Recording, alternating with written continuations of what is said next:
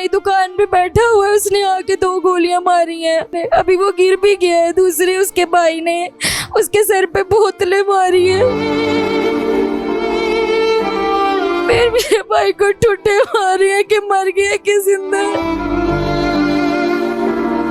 बड़ा मुश्किल, अभी तक सब्र नहीं हो रहा। 3रा दिन है आज से। क्या करेंगे हम लोग, सारी जिंदगी उसके ऊपर पड़ी हुई है अभी।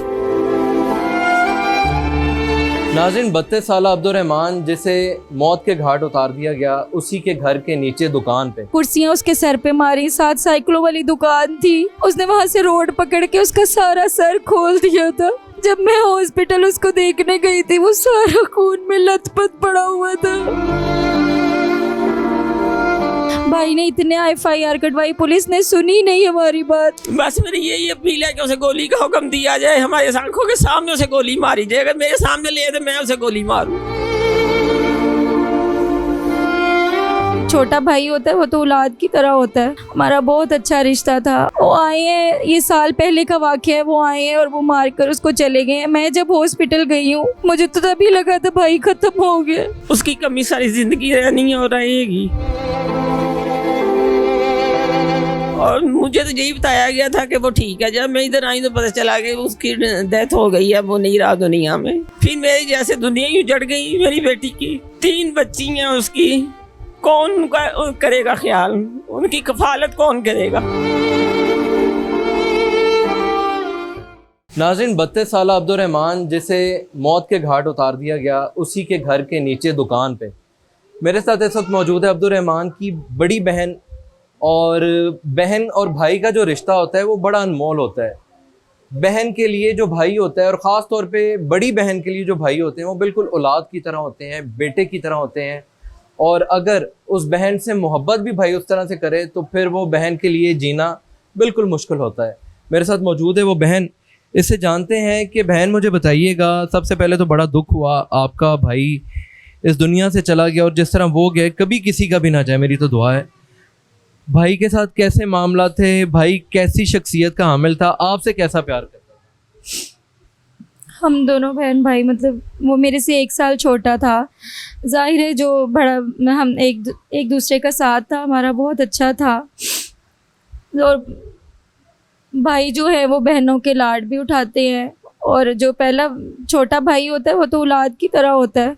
हमारा बहुत अच्छा रिश्ता था। और यहाँ पर जितने भी लोग हैं, हमारा बचपन यहाँ गुजरा है, उनको पता है कि बहुत इज़्ज़त और एहतराम के साथ पेश आता है वो सबके साथ। दुकान भी खोली हुई थी, तो जितने कस्टमर आए कल भी, उनके सब मतलब बहुत अच्छे तरीके से बात करता है। हर किसी ने तारीफ़ की।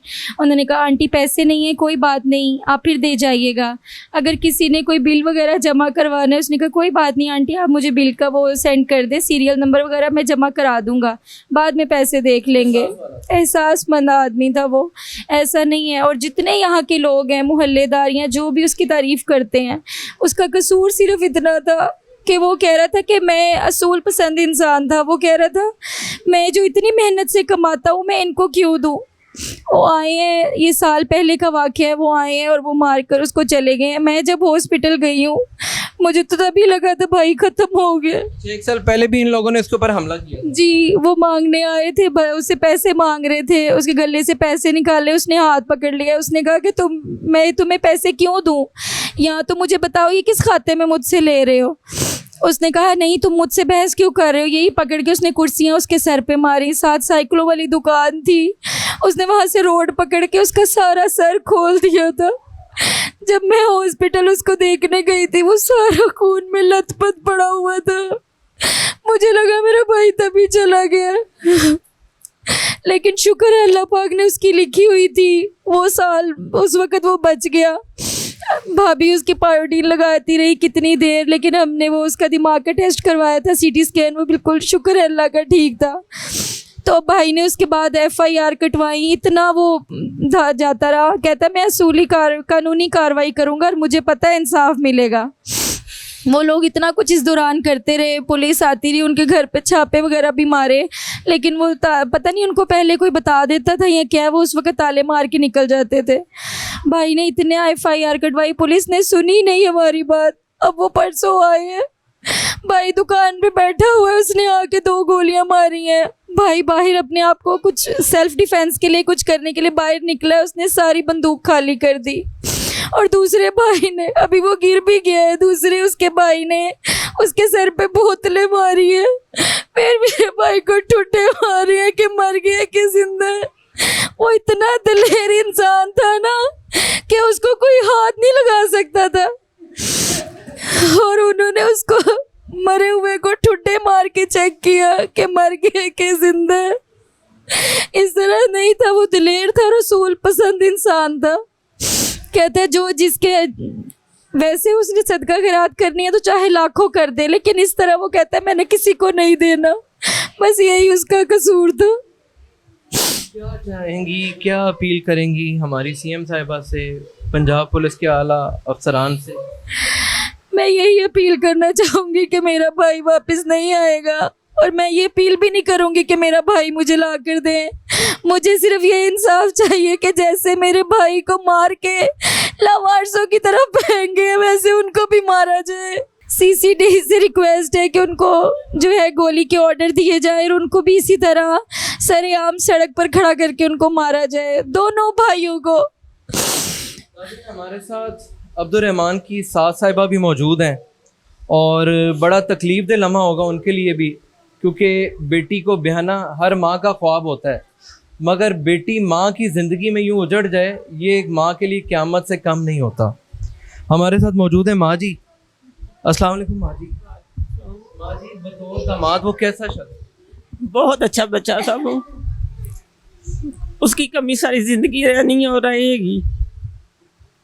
माँ जी, जब आपको पता चला कि आपके बेटे के साथ ऐसा हुआ है, आप कहाँ थी, किस तरह आप तक ये खबर पहुंची? मैं अपने घर में थी, मेरी बेटी फ़ोन कर रही थी, मगर मुझे समझ नहीं आ रही थी। बच्ची, मैंने कहा शायद बच्चियों ने कॉन्टैक्ट पे बात करना चाह रही हैं। जब मैंने फिर उसे फ़ोन किया तो वो बहुत रो रही थी, कह रही थी अब्दुल रहमान अम्मी, अब्दुल रहमान को गोली लगी है। तो उसी वक्त घर में मेरी परेशानी की वजह से मैं गिर गई, और मैंने अपने मियाँ को फ़ोन किया, वो आए हैं। फिर हम इधर आ गए हैं। जब हम इधर आए हैं तो उसे हॉस्पिटल ले गए हुए थे, और मुझे तो यही बताया गया था कि वो ठीक है। जब मैं इधर आई तो पता चला कि उसकी डेथ हो गई है, वो नहीं रहा दुनिया में। फिर मेरी जैसे दुनिया ही उजड़ गई। मेरी बेटी की 3 बच्ची हैं उसकी, कौन उनका करेगा ख्याल, उनकी कफालत कौन करेगा? हमारे लिए तो क़यामत आ गई ना। 1 साल पहले भी इन्होंने इसी तरह हमला किया था, उस वक्त वो बच गया था। अब जो उसने किया है, पहले तो उन्होंने गोलियाँ मारी हैं उसे, फिर बाद में बोतलें सर के ऊपर लगाई हैं, फिर ठुड्डे मारते रहे हैं। ये कहाँ का इंसाफ है? ये बंदा मर भी गया है, फिर भी उसके साथ, उसकी लाश के साथ ज्यादती करते हैं ये लोग। बस मेरी यही अपील है मरियम नवाज से कि इसे सख्त सख्त इन्हें सजा दी जाए। इन्हें गोली मारे हमारी आंखों के सामने, हमें भी सुकून हो कि हमारा बच्चा इस तरह गया था। ये भी मैं आंखों के सामने देखना चाहती हूँ। बस यही अपील है मरियम नवाज से कि मेरी ना अपील जो है दरख्वास्त मंजूर की जाए, और उन्हें सख्त से सख्त सज़ा मिले, कि उन्हें भी गोली का हुक्म दिया जाए, वो भी ना बचें जैसे हमारा बच्चा नहीं रहा, वो भी ना मुझे नज़र आए दुनिया में। जी, एक वो वक्त था आपके घर वो शादी होके बेटी को लेने आया, और एक वो वक्त था जब आपने उसे कफन में लिपटी लाश को देखा। क्या समझती हैं कि कितना मुश्किल था आपके लिए? था बड़ा मुश्किल, अभी तक सब्र नहीं हो रहा। 3रा दिन है आज से सब्र नहीं हो रहा। ना बच्चियां रोती देखी जा रही है, ना उसकी मामा। क्या करेंगे हम लोग? सारी जिंदगी उसके ऊपर पड़ी हुई है अभी।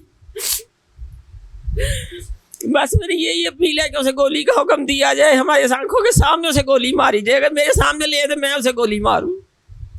मेरी बर्दाश्त से अब ये ना बहुत दूर है, मैं नहीं बर्दाश्त कर सकती ये सदमा। पहले हमने शोहर है, उनकी क्या कंडीशन है? मेरी बात है दामाद बेटों की तरह। हाँ जी, और वो भी बेटा जिस तरह। हाँ जी, यकीनन वो आपके भी बेटों की तरह ही था। बेटा था मेरा बेटा था वो।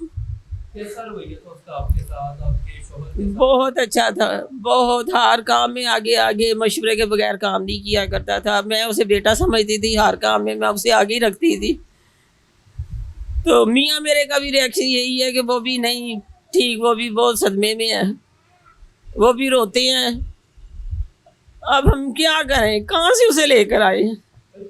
इनका मुतालबा बिल्कुल दुरुस्त है, क्योंकि वो ये कहते हैं कि जिस तरह हमारा गया ऐसे किसी का भी ना जाए। अगर ये इसी तरह से कातिल घूमते रहे तो कई घर ये मज़ीद उजाड़ेंगे।